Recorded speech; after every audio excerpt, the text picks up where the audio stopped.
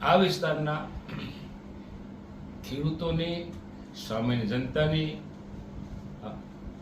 વેપારીઓની, આ બધાની જે માંગ છે કે મેન કેનાલ જઈ રહી છે અને મેન કેનાલમાંથી આપણને પાણી મળવું જોઈએ. અને સ્વાભાવિક છે, તળાવ કાંઠે રહેવું અને તરસ્યા મરવું એ વ્યાજબી નથી. આંદોલન કરવાની વાતો પણ થતી હતી, ખાલી વાતો થતી હતી.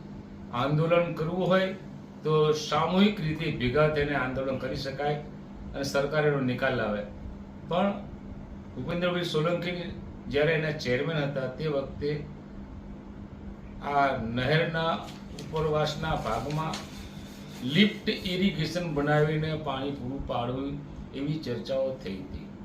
એમણે સંમતિ પણ આપેલી. પણ આ સરકારને કામ કરવામાં રસ ક્યાં છે? આદિવાસીઓને પાણી પૂરું પાડવામાં ક્યાં રસ છે? આદિવાસીઓને અહીંયા પાણી મળી જાય તો આદિવાસીનું રોજગારી અહીંયા જ મળી રહે તો કચ્છ સૌરાષ્ટ્ર બાજુ કોઈ જવાનો કોઈનો વારો નહીં આવે.